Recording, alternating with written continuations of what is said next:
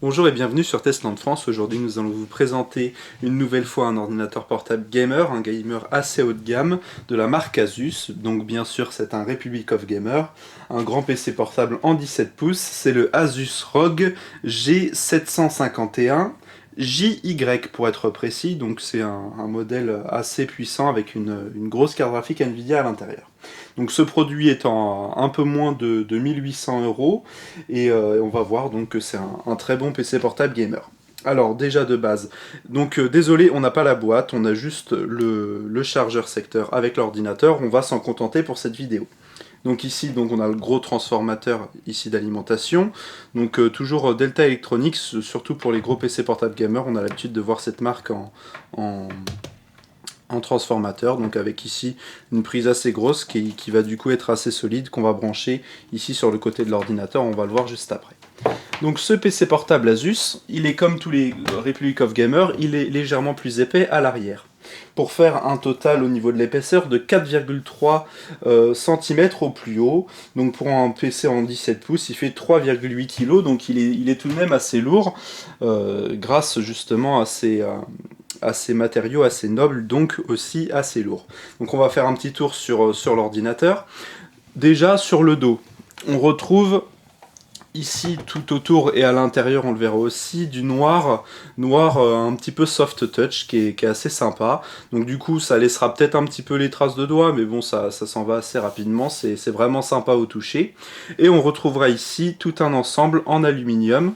On va pouvoir le voir un peu mieux comme ça si on relève. Donc l'ensemble en aluminium ici, qui va jusqu'ici à l'arrière et qui va jusqu'en bas. Il s'arrête un petit peu plus bas en dessous. Et donc tout le reste, bien sûr, donc ce sera du plastique en soft touch. Donc un plastique assez haut de gamme pour un ordinateur portable du coup haut de gamme. Ici on a le logo Asus et juste en dessous un beau petit écusson Republic of Gamer qui est en rouge et qui s'illumine en rouge dès qu'il est allumé. Hop! On va passer à l'arrière vu qu'on y est. Ici donc on a la continuité de notre espace ici en aluminium, assez joli, vraiment très bien fini, aucun problème de fabrication, c'est vraiment très sympa. On retrouve le petit logo Republic of Gamer à l'arrière, pour tous ceux qui passeront du coup derrière l'ordinateur, ils verront ce joli petit logo, qui cette fois-ci ne s'illumine pas, il n'y aura pas besoin. Et sur cette version donc du G751, on a les deux sorties d'air ici pour la carte graphique et le processeur, donc qui sont coloriés, on va dire, en rouge, donc c'est assez joli, ils ont été peints en rouge de chaque côté. On a une première ouverture et une deuxième qui continue un petit peu dans la continuité des pattes pour reposer l'ordinateur, et on verra que l'aspect ici au milieu avec l'aluminium est légèrement surélevé comparé aux deux surfaces ici où il y aura donc les deux gros ventilateurs qui vont très bien refroidir, du coup pas tourner trop vite et pas faire trop de bruit. Donc voilà pour ce qu'il en est. La batterie étant intégrée à l'intérieur de l'ordinateur, on ne pourra pas enlever la batterie. On va à présent aller voir les autres côtés, mais on va s'attarder en premier à l'avant. Donc l'avant ici qui est très légèrement biseauté sur les côtés, bien moins que sur des Alienware par exemple. Pardon, les Alienware c'est plutôt à l'arrière qui sont biseautés, les nouveaux. Donc ici ce sera légèrement biseauté, et on retrouve donc cette matière en plastique de qualité, soft touch, même si du coup en dessous on retrouvera du plastique plutôt banal, mais on s'en fiche un peu parce que c'est en dessous. Donc rien d'exceptionnel à l'avant, si ce n'est quelques petits voyants qu'on retrouvera aussi à l'intérieur ici, qui vont apparaître en deux LED, qui vont s'afficher et ici et au-dessus, donc c'est assez sympa, assez pratique. On va regarder à présent, hop, du côté gauche ce que l'on a. Ici un emplacement pour mettre un antivol, bon c'est rarement utilisé. Deux ports USB donc en 3.0 qui vont aussi recharger les téléphones et les tablettes. Un lecteur Blu-ray qui fait aussi lecteur graveur DVD, donc ça c'est pas mal. Mais bon après faut l'utiliser, il y a peu de monde qui utilise le lecteur Blu-ray. Heureusement on a un écran Full HD donc on pourra quand même regarder des films avec. Et ici un lecteur de cartes SD, donc il fait plein de cartes différents. Et c'est toujours utile, heureusement qu'ils l'ont mis pour un 17 pouces. Et de l'autre côté, on va retrouver l'ensemble des connectiques, en plus des ports USB qu'on a vu de l'autre côté. Donc on aura ici les connectiques audio, avec ici une prise casque, une prise microphone, donc tout en jack 3,5 mm, et ici une entrée ligne, donc si vous voulez brancher une autre source en audio. Encore deux prises USB en 3.0, donc ça fait un total de 4 prises USB toutes en 3.0, c'est très bien. Et ici, nous avons la particularité d'avoir une prise Thunderbird. Alors, je sais pas si je le prononce bien, Thunderbird, enfin ça dépend, les gens le disent différemment. Et donc, c'était principalement sur les Mac, ça arrive sur les PC, donc c'est vraiment pratique pour avoir une haute vitesse de transfert par exemple. Ça fait aussi mini DisplayPort, donc on pourra brancher un écran dessus. Il y a en plus en prise vidéo aussi une prise HDMI et une prise VGA, donc vous pouvez vraiment tout brancher, il manque que le DVI, donc avec déjà tout ce qu'il y a, il n'y aura pas trop besoin du DVI. Là on a vraiment des très bonnes connectiques vidéo, on va pouvoir brancher jusqu'à 3 écrans en même temps, 3 écrans par exemple Full HD pour jouer avec la puissance de cet ordinateur. On retrouvera entre les deux connectiques vidéo la prise RJ45, donc Ethernet, si jamais vous n'avez pas de Wi-Fi et vous voulez vous connecter à une LAN en câble. Et on retrouvera le gros trou pour la prise d'alimentation qu'on a vu précédemment. Donc voilà, un gros trou qui est vraiment assez solide. Donc on va pouvoir mettre comme on le souhaite, voilà, la prise d'alimentation. Et donc voilà, il faut un petit peu forcer pour l'enlever. C'est très bien, comme ça on l'enlèvera pas par inadvertance, mais de toute façon, vu que la batterie ne s'enlève pas, ça ne gênera pas trop. À présent, on va regarder le dessous de cet ordinateur. Donc on voit en haut, ici on voit la fin de cet aspect en alu. On va pouvoir le montrer de l'autre côté, ce sera peut-être aussi simple. Voici donc la fin de l'autre côté en alu. Avec ici, donc c'est comme je vous le disais, c'est renfoncé, donc ça ressort un petit peu ici, de chaque côté au niveau des systèmes de refroidissement. Donc on aura des petons ici aux 4 endroits, pour du coup que l'ordi tienne bien. On va avoir ici quelques petites mentions, donc Asus, etc., avec le logo de Windows 8. Donc on a Windows 8.1 de fourni avec. Nous on l'a réinstallé en Windows 7 par question de goût. Alors je sais qu'il y en a comme iPhone 2007 qui vont peut-être pas trop aimer. C'est pas grave, vous mettez ce que vous voulez ou vous le laissez en Windows 8 quand vous l'avez. De toute façon, Windows 10 sort le 29 juillet, donc soyez patients comme nous. Ici, on a un petit trou, on voit une petite grille avec un caisson de basse. Donc en plus d'avoir 2 haut-parleurs à l'avant, on aura un caisson de basse en dessous qui est assez puissant, qui donne pas mal de pêche, contrairement à d'autres marques où on voit pas trop de différence. Et donc ici, on a un espace ici entier qu'on va pouvoir enlever hyper simplement. Je vais vous le montrer en direct. Ici, hop, on a un petit capuchon en plastique qui tient comme ceci. Et juste en dessous, on a une petite vis, donc une petite vis cruciforme. On va l'ouvrir du coup tout de suite. Donc voilà, après avoir dévissé cette vis, on le précise, on enlève donc le petit cache et on retrouve ici 2 emplacements en 2,5 pouces, un ici et un ici en SATA. Donc ici nous avons un disque dur de 1 Tera en 7200 tours minute et ici nous avons un emplacement en 2,5 qui est pris par un petit adaptateur pour un SSD. Vous voyez ce format spécial, les nouveaux formats de SSD en M2, donc là ici c'est un SSD de Samsung, un 256 Go, donc pour mettre le système d'exploitation par exemple. Donc c'est assez bien fixé, très solide, il n'y aura pas besoin de... Voilà, il va vraiment bien tenir. Ici, on retrouve 2 emplacements de RAM en DDR3.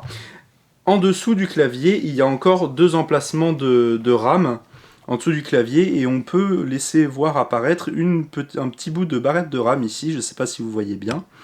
Donc normalement, vous voyez bien à ce que m'a dit Mathéo.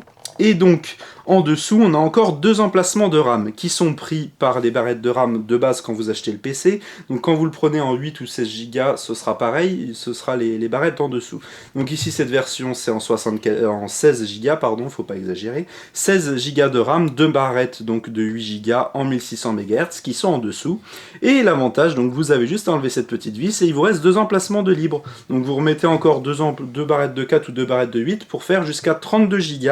Sachant que cette version-là existe en plus au maximum en 32 Go de RAM.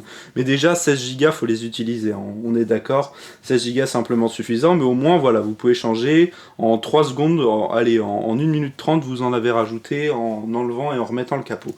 D'ailleurs, on va remettre ce capot et on va voir donc la suite à l'intérieur de ce PC une fois qu'on l'aura ouvert. Alors, on ouvre cet ordinateur, donc il faudra le tenir un petit peu au début, après il va monter tout seul. Donc déjà ce qu'on peut voir, ce grand écran en 17 pouces, assez sobre, l'ensemble est noir et rouge, nous rappelle un petit peu cet aspect gamer. Si on va le poser comme ça sur le côté, on retrouve ici l'arrière qui est légèrement, qui dépasse légèrement, donc de chez Asus Republic of Gamer comme d'habitude. Donc là on a un écran assez épais, hein, il fait à peu près 1 cm d'épaisseur, il est assez gros, au moins on a un aspect de fiabilité, de solidité et surtout de robustesse, hein. au niveau de la charnière, on a l'impression que c'est vraiment très solide, hein. À voir dans le temps, mais pour le moment c'est pas mal du tout. Alors on va voir ici au-dessus au niveau de l'écran, donc tout le tour est en plastique assez simple, hein, en plastique assez normal, mat on va dire, noir.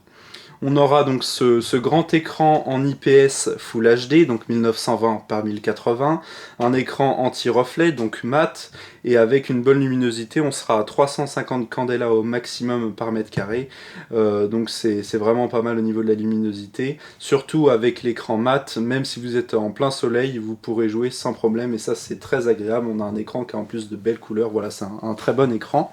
Au-dessus on retrouve une webcam HD 720p, donc c'est pas du Full HD, mais on va dire que ça suffit. Si vous faites pas trop de vidéos pour mettre sur YouTube avec, ça ira. Voilà, ça ira, et pour Skype simplement suffisant.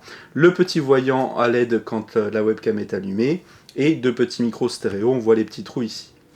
On a des petits petons un petit peu partout pour bien reposer ici sur cet espace en bas, donc que l'on va détailler. J'oubliais peut-être le petit logo Asus ici en métallique brillant. On va passer au bas de ce PC. Alors qu'est-ce qui frappe beaucoup, surtout quand je l'ai ouvert la première fois, c'est cet immense pad tactile. Il est vraiment énorme.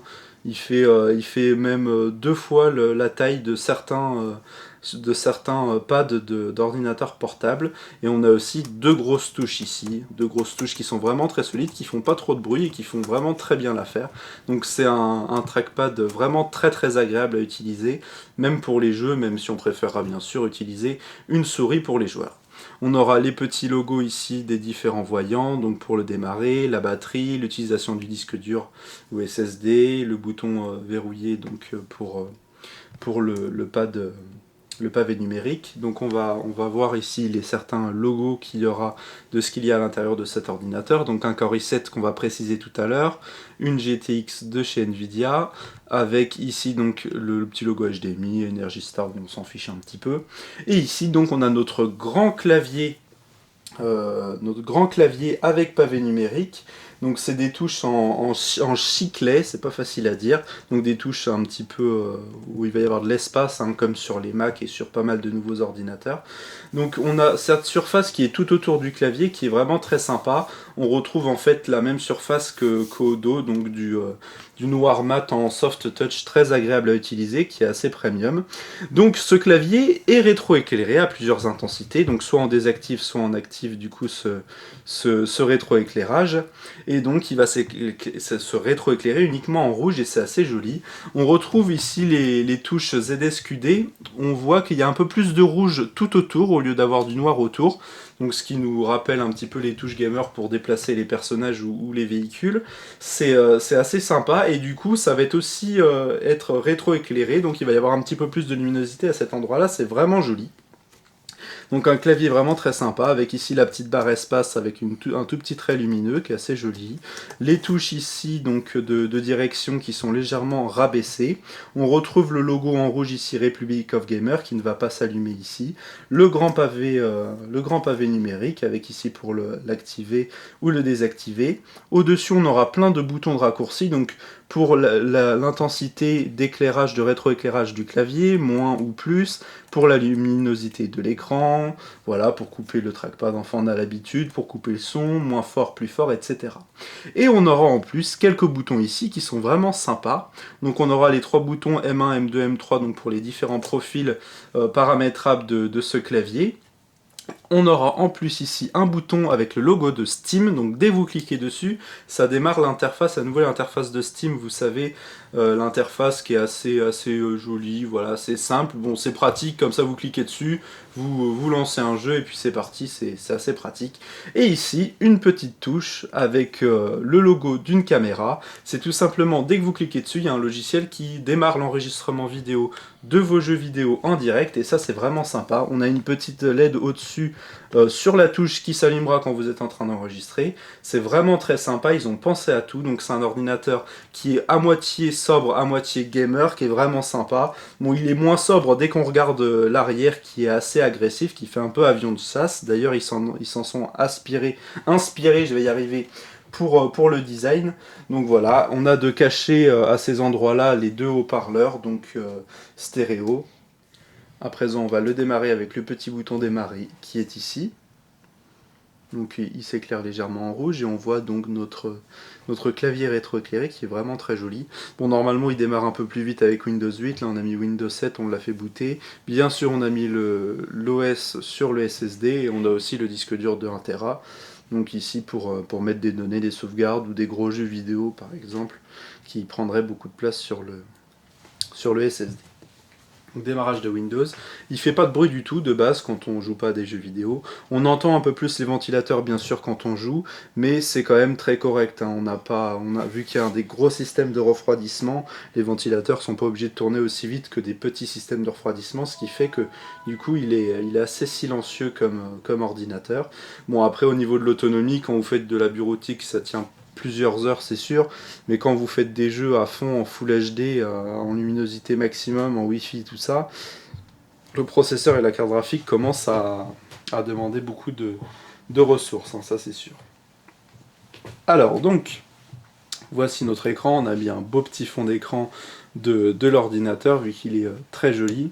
Alors on va regarder ce que l'on a au niveau des caractéristiques techniques avec notre petit logiciel CPU-Z Édition Republic of Gamer, on en a profité vu qu'elle existe, et donc on va voir ce qu'il y a à l'intérieur de cet ordinateur précisément. Alors au niveau du processeur, on a un beau i7, un i7 4710 HQ, on a même une version un peu plus élevée qui sera plus chère avec un 4800 et quelques, un processeur encore plus puissant. Et donc on a un processeur avec 4 cœurs 8 threads à 2,5 GHz jusqu'à 3,5 en Turbo Boost, donc c'est un 4ème génération. Hein. On a ici de la mémoire cache 6 mégas cache comme d'habitude pour ces processeurs i7 de PC portable, surtout les hauts de gamme comme ceci. Donc une carte mère Asus bien sûr, la mémoire, on a bien en dual channel nos 16 Go de mémoire de RAM. Ici on s'en fiche. Au niveau des graphismes, on a la carte graphique de Nvidia, la GTX 980M. Donc c'est tout simplement la carte graphique la plus puissante pour ordinateur portable. Donc autant vous dire que tous les jeux ou même les applications 3D, CAO, AutoCAD, tout ça, il n'y aura aucun souci pour les faire fonctionner. Donc c'est une carte graphique qui a d'intégrer 4 Go de RAM, alors que pas mal de PC ont que 4 Go de RAM de base rien que pour eux. Donc c'est vraiment pas mal. Et la carte graphique est surtout très puissante, a des bons cœurs CUDA, etc. On va voir à présent au niveau du stockage de ce qu'il y a à l'intérieur. On l'a déjà dit. Il y a le SSD ici Samsung en 256 Go, qui est donc en format M2. Et on aura notre disque dur, donc c'est un HGST qu'on a l'habitude de voir à présent sur tous les PC portables gamers, il doit y avoir des bons rapports qualité-prix, donc un 1 Tera, donc voilà, en 32 mégas cache et en 7200 tours par minute, quand même heureusement, on est sur un PC quand même haut de gamme, même si son prix reste relativement correct. Alors on a plusieurs logiciels de Asus, on va vous en présenter un ici au niveau de la rapidité de la connexion internet, on va pouvoir vérifier son réseau, tout ça. On pourra aussi avoir un autre logiciel de mappage du clavier. Après ça, vous verrez ça par vous-même quand vous l'aurez. Ça reste du banal sur les PC portables gamers. On va vous montrer une petite vidéo en Full HD pour voir un petit peu ce que ça donne au niveau de la dalle. On va pas trop s'y attarder car de toute façon, ce sera jamais aussi bien que si vous voyez par vous-même cet écran. Donc on attend qu'il se mette en Full HD. Voilà, donc on a vraiment une très belle image, on voit des couleurs vraiment sympathiques. Alors il y a une nouvelle version de cet ordinateur là qui va sortir avec un écran en G-Sync, donc ça va être vraiment super sympa. Là actuellement sur cette version là il n'y a pas du G-Sync, on est sur du 60 Hz. Mais voilà, ça va être vraiment sympa, ça arrive là, on vous le dit en avant-première. Et puis, enfin en avant-première, quand la vidéo sera sortie, ça viendra d'être dit. Et donc voilà, on a vraiment une très très bonne qualité d'image. C'est vraiment très sympathique. On va tester à présent le son avec les haut-parleurs. Bon, les haut-parleurs ils sont bien, mais bon, au niveau qualité sonore et puissance, on aurait peut-être préféré avoir un peu mieux. Donc hop, on va mettre de la musique, on va mettre le volume à aller au maximum.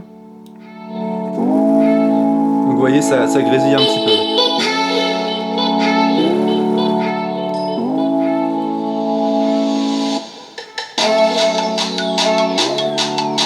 On va avancer un petit peu.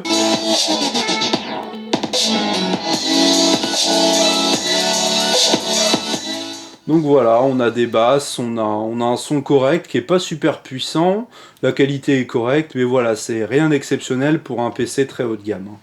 À présent, on va tester quand même un jeu vidéo, on va mettre Far Cry 4 vu qu'il consomme pas mal de ressources. Donc nous voici sur Far Cry 4. Voilà ce que ça donne. Alors on va aller dans les réglages pour voir un petit peu ce que ça donne au niveau des graphismes. Donc dans vidéo, on voit qu'on est en Full HD 1920 par 1080, 60 Hz, synchro vertical activé, et on l'a mis en ultra. Donc tous les graphismes à fond, on peut aller voir dans paramètres avancés par exemple, ce que ça donne. Non, c'est même pas dans paramètres avancés, c'est dans paramètres de qualité. Donc ici voilà, on voit bien que tout est mis en ultra, il n'y a pas de problème, ça se fait tout seul, donc voilà, on se complique pas la vie. Et voilà ce que ça donne au niveau du jeu. Donc bien sûr, aucun saccadement, l'image est hyper fluide, les couleurs sont vraiment exceptionnelles comme vous pouvez le voir avec ces petites banderoles dans le jeu. C'est un jeu qui demande quand même beaucoup de ressources et là donc on le fait tourner à fond sans aucun souci. Pareil pour GTA où on pourra le faire, on pourra y jouer en élevé, voire très élevé. Après on pourra peut-être pas tout mettre à fond dans GTA 5, mais on pourra mettre dans une très bonne configuration en élevé quand même, chose qu'on peut rarement faire sur des PC portables lambda parce que GTA 5 demande quand même énormément de ressources, même si de base en qualité normale GTA ne demande pas beaucoup de ressources. Il y a une grosse différence. Mais du coup, on pourra quand même très bien le faire tourner presque à fond GTA 5 en se faisant bien plaisir sur les graphismes. Et tous les autres jeux, bien sûr, ils tournent à fond sans aucun souci. Hein. C'est pas du tout un problème pour cette carte graphique qui est ultra puissante. On vous le rappelle, c'est la carte graphique la plus puissante pour PC portable. Donc accumulé avec un bel écran comme ça Full HD, un gros i7 et 16 Go de RAM et en plus un SSD. Là on a mis le jeu sur le SSD en plus. Donc là c'est un ensemble très complet, vraiment très sympa. Donc vous voyez au niveau de la fluidité, bon bah il n'y a rien à redire, hein, c'est comme si vous regardiez un film. Quand en plus il va y avoir l'écran en G-Sync, alors là ça va être un bonheur total, on va vraiment se croire dans un film, ça va être tellement fluide, ça va être impressionnant, même si ça va demander un peu plus de ressources, même pour Far Cry 4 à fond, il n'y aura aucun souci. À présent, on va arrêter, on va conclure un petit peu sur cet ordinateur. On va vous montrer quand même les deux petites touches au niveau de la touche Steam et la touche pour enregistrer, par exemple. On va retourner sur le bureau. Hop, voilà. Donc, au niveau de ces touches-là, on va avoir la touche Steam. Alors, on va juste cliquer dessus tout simplement. Hop, s'il veut bien.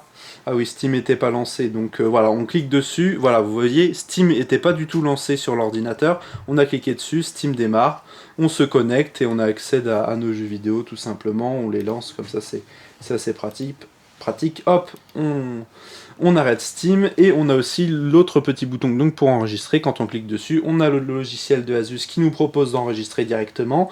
On peut même l'envoyer en direct sur internet, donc c'est vraiment bien fait. Il faut l'activer tout ça avec le système Shadow Play de Nvidia qui sera dans les paramètres de Nvidia, dans Nvidia Experience. Voilà. Donc on va donner les traditionnels points positifs et négatifs de ce PC portable. On va relancer la petite vidéo en Full HD, ça va être sympathique en même temps, de donner ses points positifs et négatifs comme d'habitude. Alors j'ai oublié de dire bien sûr au niveau de tout ce qui est connexion, on a une Wi-Fi AC, donc de dernière génération, on a le Bluetooth en 4.0, on a aussi donc, on n'a rien d'autre au niveau de connectivité, de toute façon ça sert à rien d'avoir une puce 3G, 4G à l'intérieur. Alors, au niveau maintenant des points positifs, on a un ordinateur qui est bien fini, qui a un vrai aspect gamer. Alors l'aspect, ils se sont même inspirés par l'aéronautique militaire, on voit les grilles à l'arrière qui sont vraiment agressives, c'est vraiment sympa, un PC gamer sans être trop kéké non plus on va dire. Au niveau aussi de ses composants, c'est un PC qui est très puissant, donc idéal pour les gamers, voire les gamers professionnels. Il chauffe pas beaucoup parce qu'au final il est bien ventilé avec des gros systèmes de refroidissement vu qu'il est tout de même assez épais, mais l'avantage de cette épaisseur c'est qu'il est bien refroidi, bien ventilé et du coup peu bruyant vu que les ventilateurs ne tournent pas trop vite non plus. Vous voyez, on jouait à fond avec Far Cry 4, on a testé pendant plus d'une heure aussi le jeu, il faisait vraiment pas beaucoup de bruit pour une utilisation à fond sur un jeu qui demande beaucoup de ressources. On a en plus le clavier qui est vraiment très sympa, qui est solide et agréable toucher qui fait pas beaucoup de bruit, avec un rétroéclairage simple et gamer, avec en plus plein de touches de raccourcis, dont les touches d'enregistrement vidéo en direct, pratique quand vous êtes youtubeur par exemple, ou quand vous voulez envoyer des vidéos entre amis, et la touche Team qui est pas mal, et le mappage de clavier, donc pareil comme tous les PC portables gamer, on peut paramétrer la totalité de ce clavier. On a aussi un grand pad tactile. On a des connectiques assez complets, on a 4 ports USB en 3.0, on a 3 connectiques vidéo différents, on a même du Thunderbolt, des prises, donc 3 prises audio, on a même du VGA, vous vous rendez compte, pour brancher un vidéoprojecteur par exemple, donc c'est des connectiques quand même très complets, en plus d'avoir un lecteur Blu-ray qui fait aussi graveur DVD. Et on a aussi un écran qui est très sympa, lumineux, très lumineux, et un écran mat, donc anti-reflet, avec des belles couleurs, tout ça, comme vous pouvez le voir actuellement. C'est un écran de super bonne qualité. En point négatif, du coup, vu cette puissance et cette ventilation qui fait pas trop de bruit, il est quand même assez épais et aussi assez lourd, hein. Donc on le rappelle, il fait 3,8 kg, donc ça se sent quand vous le portez avec vous, mais bon, vous mettez une belle sacoche dans votre dos et puis ça passera crème. Et donc il fait quand même 4,3 cm d'épaisseur, ce qui est assez épais, mais bon, ça c'est à la pointe en haut là, au plus épais de l'ordinateur. Et on a aussi un son qu'on aurait peut-être aimé avoir un peu plus puissant, ou voilà, de peut-être une meilleure qualité, mais bon, ça reste quand même très correct. Et de toute façon, si vous jouez, préférez peut-être mettre un casque gamer, et ce sera amplement suffisant. Donc ce PC portable qui se trouve à environ 1800 €, vous pouvez attendre la nouvelle version qui va être en G-Sync, si je ne dis pas de bêtises. Si vous avez aimé cette vidéo, vous pouvez mettre un petit like et un petit commentaire, un like sur notre page Facebook aussi. On va bientôt faire un nouveau jeu concours où vous allez avoir des choses à gagner, des choses assez intéressantes, hein, qui valent vraiment le coup. Donc suivez-nous bien sur YouTube, et donc du coup abonnez-vous. Si vous avez aimé, vous pouvez liker tout ça, je viens de le dire, je me répète, et on se dit à bientôt pour une nouvelle vidéo sur Tesla France.